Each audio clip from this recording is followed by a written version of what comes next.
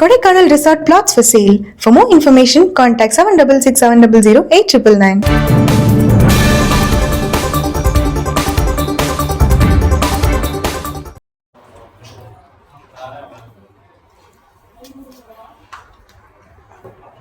அனைத்து பத்திரிகையாளர்களுக்கும் வணக்கம். 27ஆம் தேதி இந்த மாதம் 2 நாளுக்கு முன்பு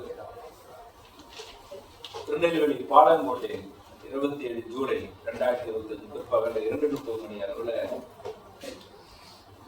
கவின் செல்வ கணேஷ் என்கிற ஒரு இளைஞர், பட்டியல் சாதி தேவேந்திர சமுதாயத்தை சேர்ந்த இளைஞர் கொடூரமான முறையில சுஜித் என்கிற இளைஞரால் அறிவாளர்கள் படுகொலை செய்யப்பட்ட சம்பவம் நடந்ததாக தெரிஞ்ச இந்த படுகொலை என்றது பாத்தீங்கன்னாக்கா, அந்த சுஜித் என்ற பையனுக்கு வயசு 24 தான். படித்த பட்டதாரி பையன், ஆங்கில அறிவு உள்ள பையன், சயின்ஸ் டெக்னாலஜி எல்லாம் புரிஞ்ச ஒரு பையன். அந்த பையனுடைய பெற்றோர்கள் 2 பேரும் காவல்துறையில இருக்கிறாங்க. அக்கா சுபாஷினி சித்த மருத்துவர், நகர்ப்புறங்களில் வாழ்ந்த ஒரு பையன், 24 வயது இளைஞன். ஆனால் எல்லாம் இருக்கு, சயின்ஸ் இருக்கு, படிப்பு இருக்கு, அந்தஸ்து இருக்கு, பெற்றோர் நல்ல வேலையில் இருக்கிறாங்க, அக்கா சித்த மருத்துவர். இப்படி இருக்கிற ஒரு நகநாயகி ஒரு பையன் ஒரு அருவா எடுத்து ஒரு கூலிப்பட மாதிரி ஒரு அருவாளை வெட்டி ஒரு இளைஞனை கொலை பண்ணலாம். இந்த அருவா வெட்டுன்றது பாத்தீங்கன்னாக்க கழுத்துக்கு கீழே ஒரு காயம் இல்லை, எல்லாமே கழுத்து முகங்கள்ல தான் அந்த 4 அருவா வெட்டி சம்பவ இடத்துல இறந்து போறான். இந்த சம்பவம் எங்க போயிட்டு இருக்குன்னு தெரியல. ரொம்ப ரொம்ப ரொம்ப வேதனையா இருக்கு. இந்த நாட்டில் கொடூரமான ஆணவ கொலை படுகொலைகள் நம்ம சம்பவங்களை பார்க்கலாம். உடுமலைப்பேட்டையில 2016 சங்கரை நடுரோட்ல வச்சு ஒரு கூலிப்படை கொலை பண்ணாங்க பாருங்க, ஒரு கொடூர படுகொலை நம்ம பார்த்தோம். அதே போல கோகுல்ராஜ் ஓமூர்ல பக்கத்துல இருக்கக்கூடிய கோகுல்ராஜ் திருச்செங்கூர்ல தலையை வெட்டி ஆணுறுப்பு வெட்டி கொடூரமாக படுகொலையை நம்ம பார்த்தோம். அழகேந்திரன் படுகொலை அருப்புக்கோட்டையில கடந்த வருடம் நடந்தது. அவனுடைய பிரைவேட் பார்ட்ஸ்லயும் தலையை வெட்டி மருத்துவமனையில கடந்தா. நான் போய் மருத்துவமனையில பார்க்கும்போது கிட்டத்தட்ட 3 இன்ச் அளவுக்கு உடம்புல குடு போட்டு இருக்கு. இந்த கொடூர படுகொலை மாதிரி இந்த படுகொலை இல்லை, ஆனால் ஒரு 4 விட்டு அவன் இறங்கி போறான். அப்ப எவ்வளவு ஒரு டெக்னிக்கலா ஒரு கூலிப்படை செய்வாங்க பாருங்க, ப்ரொஃபஷனல் கூட அந்த மாதிரி ஒரு படிச்ச இளைஞன் செஞ்சிருக்கிறான். அந்த சுர்ஜித்துடைய அக்கா சுபாஷினி, இந்த பையன் கவின் என்கிற அந்த இளைஞனும் கிட்டத்தட்ட 2 பேருமே 10 வருடங்கள் ஸ்கூல்ல இருந்து ஒன்னா பழகுறாங்க. கவினுடைய ஊர் பாத்தீங்கன்னாக்கா ஆறுமுகமங்கலம், தூத்துக்குடி பக்கத்துல இருக்கு. அவங்க தூத்துக்குடியில வேலை செய்யும் போது அந்த பொண்ணு இங்க இருந்து படிச்ச பொண்ணு, அங்க இருந்து பழக்கம் 7 வருஷமா காதலிக்கிறாங்க. 2 பேருக்கு 27 வயசு, நெருக்கமா காதலிச்சிருக்காங்க எல்லாரும். இதுக்கே அவங்க அம்மா சொல்றாங்க, அவங்க அம்மா போய் நான் பாக்குறேன். அவங்க அம்மா சொல்றாங்க, 6 மாசத்துக்கு முன்னாடி அந்த பொண்ணு எனக்கு போன் போட்டு, நான் கட்டினா உங்க மகனை தான் கல்யாணம் பண்ணிக்குவேன், தயவு செய்து நீங்க தான் கல்யாணம் பண்ணிக்கணும், எங்க பேரண்ட்ஸ் ஒத்துக்க மாட்டாங்கன்ற தகவலை அந்த பேரண்ட்ஸ் சொல்லியிருக்காங்க. அப்பயே அவங்க அம்மா சொல்லியிருக்காங்க, வேண்டாம், உங்க ஜாதி வேற எங்க ஜாதி வேற, உங்க ஆட்கள் சும்மா விட மாட்டாங்க. அவங்க அம்மாவே எச்சரிச்சிருக்கிறாங்க. இதுக்கு கவினுடைய குடும்பம், கவின் இன்ஜினியர், ஒரு நல்ல புகழ்பெற்ற ஒரு இதுல சாப்ட்வேர் கம்பெனில ஒர்க் பண்றாரு. மாதம் 60,000 கிட்ட சம்பளம் வாங்குறாரு. கவினுடைய குடும்பத்துக்கு பாத்தீங்கன்னா கிட்டத்தட்ட நிலப்புலங்கள் நிறைய இருக்கின்றன. நான் கேள்விப்பட்டு ஷாக்கா இருந்தது. 10 கோடி ரூபாய் கிட்ட உங்களுக்கு நிலம் இருக்கு. அவங்களுக்கும் உடன்பிறந்த உடன்பிறந்த தம்பி மாறி 10 கோடி ரூபாய்க்கு நிலங்கள் இருக்கு, படிப்பு இருக்கு, அந்தஸ்து இருக்கு. இன்னைக்கு உலக அளவில் இருக்கக்கூடிய முக்கியமான சாப்ட்வேர் கம்பெனி அந்த பையனும் வேலை செய்யறான். இப்படி இருந்து இந்த ஜாதி எவ்வளவு கொடுமையா இருக்கு பாருங்க. இந்த பொண்ணு என்ன பண்ணிருக்குன்னா, அவங்க தாத்தா கவினுடைய தாத்தாவுக்கு காலில் அடிபட்டுட்டாரு அப்படின்னும் போது திருச்செங்கோடுல ட்ரீட்மெண்ட் பார்த்துட்டு இருக்காங்க. இல்ல நீ அவரை இங்க கூப்பிடுவாங்க, எங்க மருத்துவமனையில் சிகிச்சை கொடுக்கலாம்னு சொல்லி அந்த பொண்ணு தான் போன் பண்ணி சொல்லியிருக்காங்க. இந்த கவின், அவங்க அம்மா தமிழ்ச்செல்வி, கவினுடைய தம்பி பிரவீன், கவினுடைய தாய் மாமா 4 பேரும் போறாங்க. அந்த பொண்ணை பார்க்கும்போது அவங்க அக்காவை பார்க்க அங்க வரான். யாரும் இந்த பையன் கரெக்டா வந்தவன் இந்த பையனை மட்டும் தனியா கொடுத்து எங்க அப்பா அம்மா வந்து உங்கள்கிட்ட பேசணும்னு சொல்றாங்க அப்படின்றாங்க. இவனும் நம்பி டூ வீலர்ல போறான். குறிப்பிட்ட தூரம் போன பிறகு அந்த பாளையப்பட்ட அதிகாரி வண்டியை நிறுத்தி நீ எப்படா எங்க அக்காவை கல்யாணம் பண்ணலாம் அப்படின்னு சொல்லி ஆபாசமா ஜாதி திட்டி அங்க ஒரு கத்தி மறைச்சு வச்சு வந்து விட்டுறான். ஒரு மிகப்பெரிய சந்தேகம் என்ன அப்படின்னா, ஏதாச்சும் அக்காவை பார்க்க வர்றவன் அங்க கவின் அவங்க அம்மா எல்லாரையும் பார்க்க எப்படி வந்தான், இந்த கத்தி எப்படி அங்க திட்டமிட்டு மறைச்சு வச்சான்றது நம்ம முன்னாடி இருக்கக்கூடிய மிகப்பெரிய கேள்வி. இப்ப கொலை வழக்கு ஃபைல் பண்ணியிருக்காங்க, எஸ்சிஸ்டி வழக்கு ஃபைல் பண்ணப்பட்டிருக்காங்க. கவினும் வந்து அரெஸ்ட் பண்ணிருக்காங்க. தமிழ்நாட்டு முதலமைச்சர் மு.க. ஸ்டாலின் அவர்கள் கடந்த 2019ஆம் ஆண்டு எதிர்கட்சியாக இருக்கின்ற போது ஒசூரை சேர்ந்த தலித் இளைஞர் நந்தீஷும் வன்னியர் சமுதாயத்தை சேர்ந்த பெண் சுவாதியும் காதலிச்சு இருந்துட்ட போது 2 பேரும் கல்யாணம் பண்ணிட்டாங்க. அந்த சுவாதின் பெற்றோர்கள் அந்த 2 பேரையும் கொலை செய்து, அந்த பொண்ணு கர்ப்பிணி பெண்ணா இருந்தா எப்படி ஒரு ஒரு அந்த பையனோட ஜாதி சொல்லி இவன் குழந்தை எப்படி வயிற்றுல வளரலான்னு சொல்லி அந்த வயிற்றையை கிழிச்சு கொண்டு போய் குளத்துல போட்டாங்க. அந்த குளம் வந்து கர்நாடகா பக்கத்துல மாண்டியா பக்கத்துல ஏரியில மேய்ந்து இருந்துச்சு. அப்போது இப்போதைய முதலமைச்சர் மு.க. ஸ்டாலின் அவர்கள் நாங்கள் ஆட்சிக்கு வந்தால் ஆணவ கொலைக்கு தனிச்சட்டம் எழுப்புவோம், இந்த காட்டு நாடு தரத்தை பொறுத்து கொண்டு இருக்க முடியாதுன்னு சூழ்நிறுத்தால் அதற்கான வீடியோ இருக்கு. கடந்த தடவை என்ன சொல்றாரு, ஆணவ கொலைக்கு தனிச்சட்டம் தேவையில்லைன்றார்.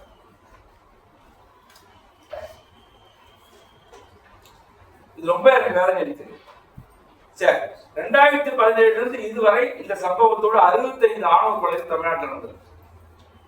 அதனுடைய பட்டியல் இருக்கு. 65 ஆணவ கொலைகள்ல 58 இன்சிடென்ட், அதுல சில ஆணவ கொலைகள் 2 பேரும் செஞ்சிருப்பாங்க, இறந்து போயிருப்பாங்க. 65 ஆணவ கொலைகள் தமிழ்நாட்டில் இதுவரை நடந்தது.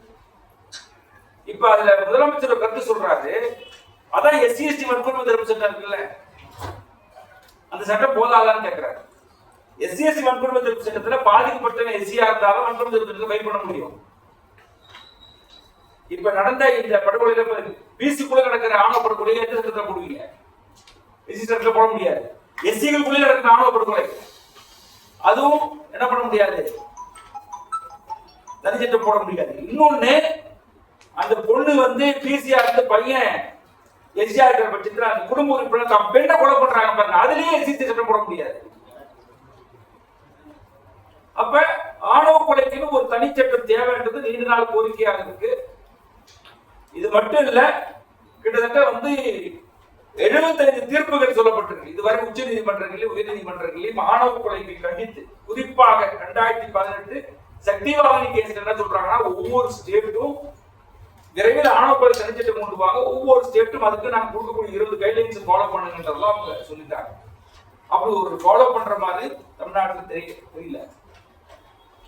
இப்படி ஒரு சைலண்ட் இருக்கு பாருங்க, ரொம்ப ரொம்ப ஆபத்துன்னு சொல்லி இதுவரை முதல்வர் வெளிப்படையாக இது கண்டிக்கல. அஜித்குமார் போன மாதம் ஜூன் மாதம் 27ஆம் தேதி கொல்லப்பட்டார் காவல் நிலையம் நம்ம பக்கத்துல. இந்த மாதம் 27ஆம் தேதி இவன் கொல்லப்படுறான், தம்பி கவின் கொல்லப்படுறான். அங்க போன் போட்டு சாரிமா சொன்ன முதலமைச்சர் இங்க போன் போட்டு சாரி வரல. அமைச்சர் பெருமக்கள் ஒருத்தவங்க கூட வீட்டுல வெட்டி பார்க்கல. மாவட்ட ஆட்சியர் போகல. எஸ்சி/எஸ்டி சட்டத்துல மாவட்ட ஆட்சியர் போகணும்னு சட்ட ரூல்ஸ் இருக்கு. மாவட்ட ஆட்சியர் இதுவரை போகல.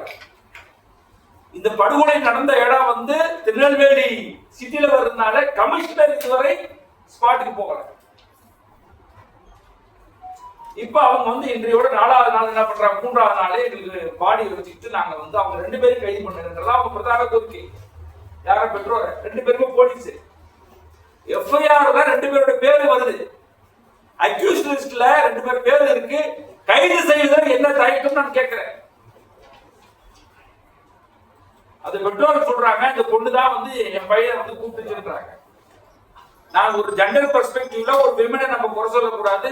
பாட்டு கருத்துல அந்த பொண்ணு மேல வந்து அந்த பொண்ணு ஒரு விதத்துல பாதிக்கப்பட்டு நம்ம சொன்னாலும் கூட அந்த பொண்ணு வந்து போனா சொல்லணுமா இல்லையா? ஏஸ் நான் அவனை காதலிச்சேன், நெருக்கமாக இருந்தோம். வெளியில சமூக வலைதளங்களில் ஊடகத்திலும் வராத பல அவங்களோட நடந்த உரையாடல்களை நேற்று அவங்க அம்மா என்கிட்ட காட்டினாங்க. வாட்ஸ்அப் சேட் அந்த ரொம்ப நெருக்கமா 2 பேரும் பேசியிருக்காங்க. அது பொது வெளியில பகிர்வும் முடியாது, பகிர்ந்து கொள்ளவும் முடியாது. அது பகிர்ந்து கொள்வது என்னை பொறுத்த வரைக்கும் அருவருக்கத்தக்க செயல். அது வெளியில பப்ளிக் டாக்குமெண்ட் கிடையாது. வேணா கோர்ட்டுக்கு அந்த டாக்குமெண்ட் இருக்கும். அவ்வளவு வலுவாக அவங்க இருக்கிறாங்க. அப்ப அந்த பொண்ணு போய் சொல்லிக்கணுமா இல்லையா, நான் காதலித்து உண்மைதான். எப்படி நம்முடைய கோகுல்ராஜ் வழக்குல ஜஸ்டிஸ் சம்பத்குமார் அந்த பொண்ணை சொன்னாரு பாருங்க, நீ எனக்கு தெரியல அப்படின்னு சொன்னா இந்த செய்தியில நீயும் மறைமுகமா ஈடுபட்டு இருக்கிறாய் அப்படின்னு சொல்லி அவர் சொல்லியிருந்தார். அதே நாங்களும் சொல்றோம். எனக்கு தெரியல, 27 வயசு ஆகுது இல்ல, சின்ன பிள்ளையா இருந்தா பரவாயில்ல, 18 வயசுக்குள்ள குழந்தையா இருந்தா பரவாயில்ல, 27 வயசு ஆகுது, காதலிச்சிருக்கிற ஏன் அப்படின்னா உங்க வீட்டு எல்லாரும் சேர்ந்து சதி பண்ணி ஒரு பையனை நீங்க கொண்டிருக்கீங்க அப்படின்னா அது சொல்லணுமா இல்லையா? அப்ப போலீஸுடைய நடவடிக்கையும் பத்திரமாக இருக்கு. நான் திருப்பி சொல்றேன், ஏற்கனவே பல பரிந்துரைகளை சொல்லப்பட்டதுதான். திருநெல்வேலியில ஒரு குறிப்பிட்ட சாதி போலீசார் அங்க பகுதியா இருக்கிறாங்க. குறிப்பிட்ட சாதி இந்த எஃப்ஐஆர் எழுதப்பட்ட அந்த காவல் ஆய்வாளரும் கூட அந்த குறிப்பிட்ட சாதி சேர்ந்தவர் தான். இப்ப நான் என்ன கேட்கிறேன், ஏற்கனவே என்ன சொல்லிருக்காங்க ஒரு பரிந்துரைகள்ல எந்தெந்த பகுதியில் பெரும்பான்மை சாதி உள்ள சமூகத்தை சேர்ந்த போலீஸ்காரர்கள் அங்கேயே வச்சிருக்க கூடாது, அவங்க டிரான்ஸ்பர் பண்ணு. இப்ப திருநெல்வேலியில தெற்க சில டாமினன்ட் காஸ்ட் இருப்பாங்க, அதே மாதிரி மேற்கு மண்டலத்துல சில டாமினன்ட் காஸ்ட் இருக்கும். நமக்கு என்ன ஜாதி புரியும். வடக்க எந்த சமூகம் எதா இருக்கா அந்த போலீஸ்காரன் தான் இருப்பான். இவங்க எல்லாரும் ஒரே சமூகம். இது 30 வருட இந்த ஆணவ கொலை வழக்குல இதான் முதல் முறை ஒரு காவல் தம்பதியர் அவங்க குடும்பம் இன்வால்வ் ஆயிருக்கின்றது. இதான் ஃபர்ஸ்ட் கேஸ். இது வர போலீஸ் ஃபேமிலில ஒரு ஆணவ கொலை இல்ல, இதுதான் ஃபர்ஸ்ட் கேஸ். அப்ப அவங்களுக்குள்ள அதுல இருக்கும்போது போலீஸ் எப்படி ஸ்டேட் போலீஸ் இது எப்படி ஆக்ட் எடுப்பாங்கன்றது நம்ம முன்னாடி கூட மிகப்பெரிய கேள்வி. அதனால நம்ம இந்த வழக்கு சிபிஐக்கு நாங்க கொடுக்கணும். உயர்நீதிமன்ற கண்காணிப்புல இந்த வழக்கை சிபிஐ விசாரணை பண்ணணும். நம்ம முக்கிய ஒரு பரிந்துரையாக ரெண்டு என்ன பரிந்துரை அப்படின்னா, ஒரு சைலன்ஸ் இருக்குல்ல, ஸ்டேட்டுடைய ஒரு சைலன்ஸ். நான் பச்சையா சொல்றேன், அஜித்குமாருக்கு எல்லாரும் குரல் கொடுத்தது என்ன? அஜித்குமார் எங்களை பொறுத்தவரை அஜித்குமார் அப்படின்னு ஒரே ஜாதி தான், ஒரே சமூகம், ஒன்னா நாங்க பாக்குறோம், ஒரே தமிழ்நாடுல பாக்குறோம். ஆனா ஸ்டேட்டும் சிவில் சமூகமும் நீங்க ஜாதி பாக்குறீங்க.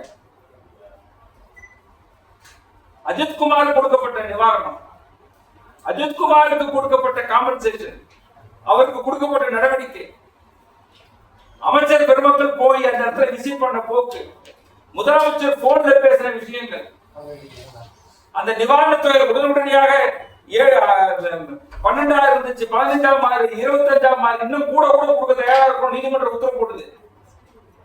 5 போலீஸ்காரர்களை அரெஸ்ட் பண்ணி அன்னைக்கே கைது பண்றாங்க. உடனே சிபிஐ விசாரணை அன்னைக்கே மாற்றப்படுது. சிறப்பு படை போலீஸ் இனிமேல் இருக்காதுன்னு அன்னைக்கு டிக்ளேர் பண்றாங்க டிஜிபி. அரசு வேலை கொடுக்குறாங்க, எஸ்சிசி வேலை உடனே கொடுக்கப்படுது. இங்க என்னன்னா காக்கா குருவி கூட எட்டி பார்க்கல. அந்த நேற்று போய் பார்க்கிறேன், அந்த ஆறுமுகமங்கலத்துல நான் இருக்கிறேன், ஒரு ஆள் கூட எட்டி பார்க்கல. ஏதோ ஒரு டிஎஸ்பி வந்தாரு, அவர் கூட சொன்னாரு, நாங்க விசாரிக்க கூப்பிட்ட சம்மன் எங்கன்னு கேட்டேன். சம்மன் எங்கன்னா முடிக்கிறாங்க, சம்மனே கொடுக்கப்படாது. அப்புறம் அந்த பையனுடைய போனை என்ன பண்ணணும்ன்றாங்கன்னா, அந்த போனை நீங்க பாஸ்வேர்டு போட்டு தம்பியே தெரியும், அதாவது உங்க தம்பியை கூட்டு போறோம் அப்படின்றாங்க. நான் சொன்னேன், இல்ல நீங்க செக் பண்ணக்கூடாது, ஜுடிஷியல் மேஜிஸ்ட்ரேட் முன்னாடி டெக்னிக்கல் ஆபீசர் வர வச்சு அதுக்கப்புறம் நீங்க பாஸ்வேர்ட் போடுறீங்க. போலீஸ்குள்ள நீங்க என்ன வேணாலும் என்ன பண்ண முடியும், அதை மறைக்க முடியும். ஸ்டேட் சுவாமி வழக்குல அவருக்கு தெரியாமலேயே லேப்டாப்ல சில டாக்குமெண்ட் புகுத்துறதெல்லாம் உண்டு போலீஸ்காரங்க. நமக்கு உதாரணம். அதே மாதிரிதான் இவருடைய போன்ல இருக்கிற ஆதாரத்தை அழைத்து வைக்க முடியும். நீங்க தயவு செய்து ஒரு ஜுடிஷியல் மேஜிஸ்ட்ரேட் முன்னாடி அந்த டெக்னிக்கல் ஆபீசர் கூப்பிட்டு அந்த போன்ல என்ன இருக்குன்னு செக் பண்ணுங்க அப்படின்னு சொன்னாங்க. ரெண்டாவது, பேரண்ட்ஸுக்கு தெரியாம போஸ்ட்மார்ட்டம் பண்ணிருக்காங்க. எங்களுக்கு தெரியலன்றாங்க. அவங்க சொன்ன குற்றச்சாட்டு எங்களுக்கு தெரியல, போஸ்ட்மார்ட்டம் பண்ணிருக்காங்க. ரீபோஸ்ட்மார்ட்டம் தேவை, அது டீம் ஆஃப் டாக்டர்ஸ் போஸ்ட்மார்ட்டத்தை வெளியே எடுக்கணும். இந்த மாதிரியான இடங்கள்லாம் வந்து பார்க்கணும். சரி, இங்க ஒரு கமிஷன் இருக்குல்ல, எஸ்சிஎஸ்டி கமிஷன், மாநில எஸ்சிஎஸ்டி கமிஷன் ஒரு கமிஷன் போட்டு வச்சிருக்காங்க. இதுவரை அந்த கமிஷன் விசிட் பண்ணல. இதுவரை அந்த கமிஷன் வந்து எல்லாரும் வந்திருக்க வேணாமா? இது எவ்வளவு பெரிய நேற்று இருந்தா சமூக வலைதளங்கள்ல அந்த இஷ்யூ வந்து பெருசா போயிட்டு இருக்கு. நேற்று இருந்தா மெல்ல எல்லாரும் ஆரம்பிச்சிருக்காங்க. நேற்று இரவு தான் கொஞ்சம் தூக்கத்துல இருந்து நம்ம வீரமணியா இருந்து அறிக்கை கொடுத்துருக்காரு. இப்ப இந்த மாதிரி மெல்ல இப்பதான் போகுது. அப்ப இந்த ஸ்டேட்டுடைய ஃபெயிலியர் தான் நான் சொல்றேன். நான் தொடர்ச்சியா சொல்றேன். திருநெல்வேலி, புதுக்கோட்டை, தூத்துக்குடி, மதுரை போன்ற இடங்களை காஸ்ட் அட்ராசிட்டிஸ்க்கு ப்ரோன் டிஸ்ட்ரிக்ட் டிக்ளேர் பண்ற இடத்துக்கு நம்ம தள்ளப்பட்டிருக்கோம். ரொம்ப அதிகமான வன்கொடுமை இங்க நடந்துட்டு இருக்கு. தடுக்கிறதுல ஸ்டேட் மெக்கானிசம் சுத்தமாக தோத்து போச்சு. அதுலயும் அட்ராசிட்டி சம்பந்தமாக எஸ்சிஎஸ்டி மக்கள் பாதிக்கப்படுகின்ற போது ஸ்டேட்டுடைய கரிசனை, ஸ்டேட்டுடைய கருணை, அந்த அந்த அந்த அக்கறை, தோழமை வந்து சுத்தமா இல்லைன்றதான் வந்து வருத்தமா இருக்கு. அது ரொம்ப என்னன்னா சுட்டிக்காட்டுறது. இதன் அடிப்படையில் தான் வந்து இது சிபிஐ விசாரணை பண்ணணும் நம்ம ஒரு முக்கிய கோரிக்கை, பிரதான கோரிக்கையா வைக்கிறோம். ரொம்ப எஸ்சி இந்த பில்லு கூட, ஆணவ கொலைக்கான தனி பில்லு கூட இப்ப நாங்க என்ன டிமாண்ட் வைக்கிறோம்னா, என்ஹெச்ஆர்சியும் நேஷனல் லா கமிஷனும், national human rights commission, national SC ST commission, national women commission, national minority commission, நீங்க 5 கமிஷன் இணைந்து ஏற்கனவே கொடுக்கப்பட்டிருக்கூடிய நாங்களே இந்த டிராஃப்ட் கொடுத்துருக்கோம். 27 பக்க டிராஃப்ட், அட்லீஸ்ட் அந்த டிராஃப்ட்ல உள்வாங்கிட்டு பார்லிமெண்ட்ல டேபிள் பண்றதுக்கு, விவாதம் பண்றதுக்கான ஒரு நடவடிக்கை எடுக்கணும்னு சொல்ல வரலாம். தமிழ்நாட்டில் இந்த கடந்த 30 ஆண்டு கால வரலாற்றுல 7 ஆணவ கொலைகளுக்கு தான் சாதகமான தீர்ப்பு சென்ட்ரல் கோர்ட்ல கிடைச்சிருக்கு. ஒன்னு ஃபர்ஸ்ட் வழக்கு வந்துட்டு திருநெல்வேலி கல்பனா கேஸ், உடுமலைப்பேட்டை சங்கர் கேஸ், அதுக்கப்புறம் வந்து திருவாரூர் அமிர்தவல்லி, நாகப்பட்டினம் அபிராமி, கோகுல்ராஜ் வழக்கு, கண்டகி முருகேசன் வழக்கு, இறுதியாக இந்த வருடம் கிடைத்த மேட்டுப்பாளையத்துல இருந்த வர்ஷினி கனகராஜ், 2 பேர் கொல்லப்பட்ட அந்த வழக்குல இந்த 7 வழக்குக்கு தான் தீர்ப்பு கிடைச்சிருக்கு. அதுவே அப்பீல் போறாங்கன்னா முக்கிய குற்றவாளி விடுதலையா செய்யப்படுறாங்க, தண்டனையுடைய வீரியம் குறையுது. ஒருவேளை லைஃப் கொடுத்திருந்தா 5 வருஷமா மாறிடும், மனநிலை கொடுத்திருந்தா லைஃபா வந்து மாறுது. அந்த அப்பீலுக்கும் அவங்க என்ன பண்றது இல்ல, ஸ்டேட்ல இருந்து ரொம்ப ஒரு வலிமையான ஒரு நடவடிக்கை நம்ம இருக்கிறது வந்து ஒரு கோட்டையை வந்து விடுறாங்க. அதனால ரொம்ப கேவலமா இருக்கு. இந்த சமூகத்துல நன்கு படித்து ஒரு பிஇ படிச்ச பொருளாதாரத்திலையும் அந்தஸ்திலையும் நல்லா இருக்கக்கூடிய ஒரு இளைஞன் எல்லாம் இருந்தும் அவனுக்கு வந்து ஒரு காசு இருக்குன்னா, அது இப்ப இருக்கிற ஜெனரேஷன் வந்து வெட்டுறான், கூலிப்பட கூட கிடையாது. நம்ம எல்லாம் சொல்லுவோம் பாருங்க, படிக்காத வெட்டுறான்னு. படிச்சவங்க வெட்டினா எல்லா நவநாகரிகங்களையும் உருவாக்கணும் தானே வெட்டிருக்கிறான். இந்த நிலையில தான் இது இந்த கொடுமையான இருக்கு. அதே மாதிரி இந்த சக்தி வாகனி வழக்கில் கொடுக்கக்கூடிய 20 கைட்லைன்ஸ் இருக்கு கோர்ட்ல. 2018 கொடுக்கப்பட்ட தீர்ப்புல 20 கைட்லைன்ஸ் வந்து ஃபாலோ பண்ணணும் சீஃப் செக்ரட்டரி டிஜிபி சொல்லியிருக்காங்க. தமிழ்நாடு அரசு அட்லீஸ்ட் இந்த 20 கைட்லைன்ஸ் உடனடியாக நீங்க அறிவிப்பு வெளியிட்டு, குறிப்பா collector, SP, COP, commissioner of police அவங்க அனுப்பி வச்சு நீங்க எல்லாரும் அந்த மாவட்டங்களை நடைமுறைப்படுத்தணும்னு சொல்லணும். அந்த 20 கைட்லைன்ஸ் என்னென்ன சொல்றாங்க அப்படின்னா, இன்டர்காஸ்ட் மேரேஜ் கப்பலுக்கு த்ரெட் இருந்தா உடனே இமிடியேட்டா அங்க போய் ரெஸ்ட் பண்ணி அவங்களுக்கான பாதுகாப்பு கொடுங்க. ஒவ்வொரு மாவட்டங்களையும் வந்து பாதுகாப்பு மையங்களை உருவாக்குங்க. அந்த அங்க இருக்கக்கூடிய அன்லாஃபுல் அசெம்பிளி, சட்டவிரோத குடியிருப்பு போட்டாங்கன்னா அவங்களுக்கு வந்து 144 போட்டு அவங்களை அரெஸ்ட் பண்ணுங்க அப்படிலாம் சொல்லியிருக்காங்க. சோ நிறைய தெளிவுபடுத்தப்பட்டிருக்கு. இது மட்டும் இல்லாம வந்துட்டு இதுல ஈடுபடுறாங்க பாருங்க அதிகாரிகள், அவங்களுக்கான பயிற்சி கொடுங்க. வேண்டுமென்றே கடமையை குறைக்கின்ற அதிகாரிகளுக்கு 6 மாதம் வரை தண்டனை கொடுங்க, அவங்களோட பணியிட நீக்கம் செய்கின்றதெல்லாம் உச்ச நீதிமன்றம் ஆணவ கொலைகளுக்கு எதிராக கொடுத்த இதுல முக்கியமான தீர்ப்புகளாக 20 கைட்லைன்ஸ் அதை நடைமுறைப்படுத்துகின்றது உச்ச நீதிமன்றம் இருக்கு. நான் கேட்கிறேன், நீதிமன்ற அவமதிப்புன்னு பேசிட்டு இருக்கோம்ல, தமிழ்நாடு அரசியல் பணியில நீதிமன்ற அவமதிப்பு இல்லையா? உச்ச நீதிமன்றம் போட்ட 20 கைட்லைன்ஸ் தமிழ்நாடு ஃபாலோ பண்ணலன்றானே. உச்ச நீதிமன்றத்துக்கு எதிராக தமிழக அரசு நடக்குதுன்னு சொல்லி ஸ்டேட் மேல அவமதிப்பு போடுறது சுப்ரீம் கோர்ட் சோமோட் எடுத்து எடுங்கன்ற நானே. நீங்க கொடுத்த கைட்லைன்ஸ் சுப்ரீம் கோர்ட்டுக்கு வைக்கிற ஏதோ நீங்க கொடுக்குற ஒரு ஆர்டர் போட்டுருங்க, இந்த ஆர்டர் எந்த ஸ்டேட் செயல்படுத்தல அப்படின்னா அப்ப இந்த ஆர்டர் சரியா செயல்படுதான்னு கண்காணிப்பதற்கு என்ன செக் மெக்கானிசம் நமக்கு இருக்கு. அட்லீஸ்ட் அதாவது நீங்க பண்ணுங்கன்றதுதான் நமக்கு டிமாண்டான கேள்வி.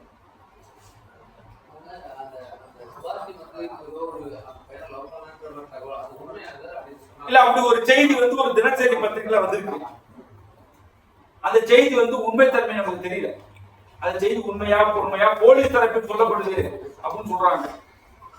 அது வருத்தமா இருக்கு. போலீஸ் தரப்புல சொன்னாங்களா இல்ல அந்த பகுதியை சேர்ந்த பத்திரிகையாளரே சாதி பாசத்தில் எழுதினாரா என்றது எனக்கு தெரியாது. அப்படி செய்தி வருது அப்படின்னா அது போலீஸ் மறுத்துக்கணுமா இல்லையா? இப்ப எனக்கு அது தெரியல அப்படின்னும் போது நீங்க ஏன் நம்ம இவங்க வழக்குல சங்கர் கேஸ்ல கௌசில நிக்கலையா? கடைசியோட நின்னாங்க.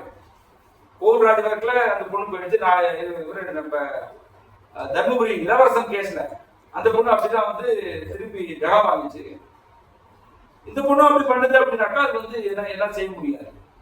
இப்ப அட்லீஸ்ட் அவங்களுடைய ஸ்டேட்மெண்ட் 164 ஸ்டேட்மெண்ட் வாங்கி ரெக்கார்ட் பண்ணி வைக்கணும். அது ரொம்ப முக்கியம். நான் சொல்ல வரேன், இப்ப அவங்க பேரண்ட்ஸ் தான் போகும்.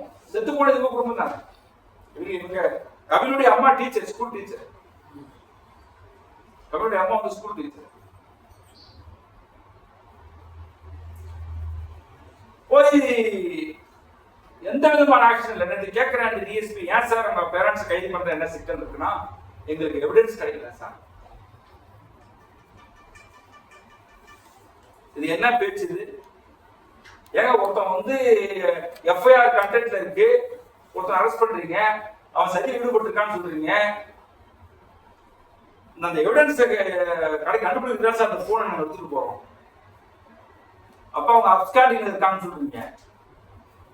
ஃபர்ஸ்ட் விஷயம் அப்ஸ்காண்டிங் இருக்கீங்க, அடுத்தது எவிடன்ஸ் கிடைக்கலன்றீங்க.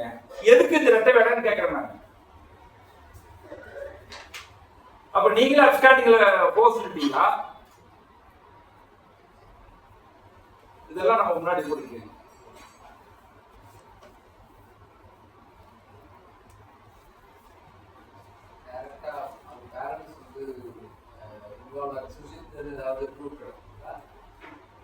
இருக்கு, கண்டிப்பா இன்வால்வ் இருக்காங்க. அதுல எந்த மாற்று கருத்து இல்லை. அவங்க பேரண்ட்ஸ் முழுமையா சொல்றாங்க. அவங்க அப்பா பலமுறை நடத்திருக்காரு. மைனர் இல்ல, அவங்க அப்பா இவனை பலமுறை நடத்திருக்காரு. அந்த பொண்ணு எங்க வீட்டுல ஒத்துக்கலன்றதான் சேட் பண்ணி அது இருக்கு. அவங்க எல்லாமே இருக்கு. அவங்க ஃபாதர் மிரட்டினது அது சொல்லியிருக்காங்க. தம்பிட்ட அவங்க அந்த பையன் அவங்க அப்பா அம்மா சொல்லியிருக்காங்க. அதனாலதான் நீ பேசாதன்னு ரொம்ப ஸ்ட்ரிக்டா சொல்லியிருக்காங்க. பேசாதுன்னு சொல்லி ஸ்ட்ரிக்டா சொன்ன பிறகுதான் இப்பதான் வெளியில வருது. அந்த பையனுக்கு அண்மையில் நடந்த பர்த்டேக்கு அந்த முள்ள போய் மோதிரலாம் அந்த போட்டோ எல்லாம் வந்துச்சு. நேற்று அந்த ஃபர்ஸ்ட் அந்த போட்டோ கட்டுறேன் நான் தான் சொன்ன, தயவு செய்து கான்ஃபிடன்ஸ்லாம் வைங்கன்னு தான் சொன்னேன் நான். அது எப்படி பரவச்சு எனக்குன்னு தெரியல. ஏன்னா இன்னும் நிறைய புகைப்படங்கள் இருக்காங்க. வெளியில வந்ததை விட நிறைய புகைப்படங்கள் இருக்கு, நிறைய சாட் கான்வர்சேஷன் இருக்கு. அவங்க 2 பேரும் காலேஜுக்கான விஷயங்கள் இருக்கு. அவங்க அப்பா கடுமையா பேசினான்னு இருக்கு. அவங்களுக்கு நடந்த பர்சனல் கான்வர்சேஷன் இங்க சொல்ல முடியாது. அந்த பர்சனல் கான்வர்சேஷனுக்குள்ளே அவங்க ஃபேமிலியுடைய இன்டென்ஷன்ஸ் இருக்கு. ஏதாவது கோர்ட்கான டாக்குமெண்ட் அவங்க கையில இருக்கு, உங்க அப்பா அம்மா கையில இருக்காது.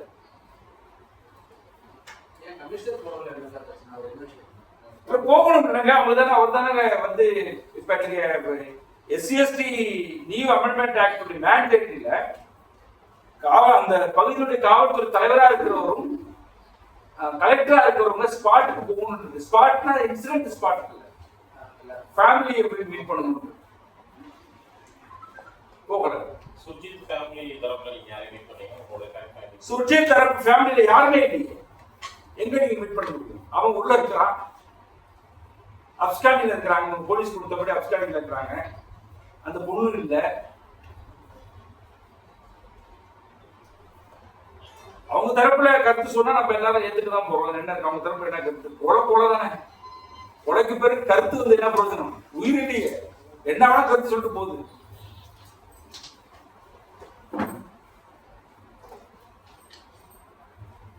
அந்த பொண்ணு முன் வராத போது இந்த விஷயத்துல அரசினுடைய நடவடிக்கை எந்த அளவுக்கு இல்ல, அந்த பொண்ணு முன்வர மர்டர்ன்றதுல வந்து அந்த பையன் இன்வால்வ் ஆயிருக்கான்றதுதான் கான்ஸ்பிரன்சி தான் இதை வந்து கண்டுபிடிக்க வேண்டியது. கான்ஸ்பிரன்சி வந்து கண்டிப்பா கண்டுபிடிக்கணும். இதுல வந்து சதிருக்கு வந்து உரையாடல் இருக்கு, போன் உரையாடல் இருக்கு. அவங்க தம்பிக்கிட்டே வந்து சில விஷயம் நடந்தது வந்து இப்பதான் அவங்க அம்மா கிட்ட ஷேர் பண்ணிருக்காப்ல. இன்னொரு அவருக்கு ஒரு அந்த தம்பிக்கு ஏற்கனவே ஒரு கால்ல ஒரு சின்ன ஆக்சிடென்ட், கவினுக்கு ஹாஸ்பிட்டல் இருக்கும்போது அவங்க அம்மா சென்னையில இருக்கும்போது இந்த பொண்ணு அங்க பார்க்க வந்துருக்கு. அப்ப நீ இருக்குமா இங்க வந்தேன்னு கேட்டிருக்காங்க. நீ இருக்குமா இங்க வந்த? இல்ல நான் சும்மா நான் பார்க்க வந்தேன் அப்படின்னு சொல்லியிருக்காங்க. சோ இந்த உரையாடல் வந்து அங்கே நடந்திருக்கு. அதுக்கப்புறம் தான் அவங்களுக்கு எடுக்கப்பட்ட போட்டோஸ் எல்லாம் பார்க்கும்போது அவ்வளவு போட்டோஸ் இன்னைக்கு 100க்கும் மேற்பட்ட புகைப்படங்கள். இப்போ பெண்ணோட்டத்துல தான் அதிகமா சாதிய பாகுபாடு இருக்குன்றது எல்லாருக்குமே அற்புதமா தெரியுது. அதை வந்து கண்ட்ரோல் பண்றதுக்கோ இல்லை கருத்து பண்றதுக்கோ அதிகாரிகள் பார்க்கணும். போலீஸோ இல்லை வந்து மற்ற துறை அதிகாரிகளோ எல்லாமே அந்த ஆதிக்க சாதியத்தை தான் நல்லா பெரும்பாலும் இல்ல, பெரும்பாலும் அவங்க தான் இருக்காங்க.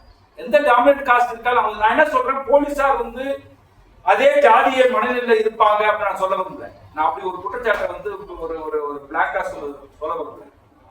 அங்க இருக்கிற ஜாதி சக்திகளும் அரசியல் சக்திகளும் ஏதோ இன்ஃபுளுன்ஸ் பண்ணுன்ற. இவன் வந்து கொஞ்சம் பண்ணி கொடுங்க அப்படின்னு சொல்லி இன்ஃபுளுன்ஸ் பண்ணும். அவனுக்கு உணவு இருக்கு, உணவு தாண்டி அது ஒன்று இன்ஃபுளுன்ஸ்க்கான வரும். அது அதனால ஏற்கனவே கூட அவங்க நம்ம சுமிதாவோட ஒரு புக் எழுதுனாங்க, புரோக்கன் பீப்புள்னு சொல்லிட்டு, ஃபர்ஸ்ட் டாக்குமெண்ட் இந்த தலித் அட்ராசிட்டிஸ் பத்தி. அப்ப அவங்க வச்ச 98 வச்ச மிக முக்கியமான பரிந்துரை குறிப்பா தென் மாவட்டங்கள்ல குறிப்பிட்ட சாதி சேர்ந்த போலீஸார். இது வந்து கவர்மெண்ட்லயே சொல்லியிருக்காங்க, அதை மாற்றப்படணும்ன்றது. அது யாரும் செயல் வடிவமா கொண்டு வரல. இப்போ பிரசன்ட்ல அப்படிதான். அது என்ன சந்தேகம்? பிரசன்ட்ல அது என்ன இந்த அந்த நான் என்ன சொல்றேன், இந்த இருக்கிற போலீஸ் தூக்கி வடமாவட்டத்துக்கு கொஞ்சம் பேரை போடுங்க, கொஞ்சம் பேர் மேற்கு போடுங்க, கொஞ்சம் கிழக்க போடுங்க, அங்க இருக்கிறவங்களை கொண்டு வந்து இங்க கொஞ்சம் பிரிச்சு போட்டாங்கன்னா அவங்க பகிர்ந்தறிஞ்சு அந்த அளவுக்கு பொசிஷன் இருக்கும். அந்த நிலைமை இருக்கு. அது வந்து குறுக்கீடு பண்ணுது. இவங்க நான் சொல்றேன், ஏற்கனவே அவங்க என்ன சொல்றாங்கன்னா, இந்திய இது உள்துறை அமைச்சர்கள் நடத்தின ஒரு ஆய்விலேயே சொல்றாங்க, போலீஸுக்கு 2 பிரச்சனை இருக்கு. ஒரு கரப்ஷன், ஒன்று வந்து பொலிட்டிக்கல் ஃபிரின்ஸ்ன்றாங்க. அந்த பொலிட்டிக்கல் ஃபிரின்ஸ் ஒன்று வந்து காஸ்டிசம் இருக்கு, உள்ள இருக்க குறியீடு இருக்குன்றாங்க. அப்ப அதை கலைஞர்னா இது அட்லீஸ்ட் வந்து முதலமைச்சர் கணக்கெடுங்க, எஸ்ஐகள் எந்த யார் என்னென்ன ஜாதி இருக்கிறாங்க, இன்ஸ்பெக்டர் என்ன ஜாதி இருக்கிறாங்க, டிஎஸ்பி என்ன ஜாதி இருக்கிறாங்க, ஜாதி சர்டிபிகேட் இருக்கும்ல.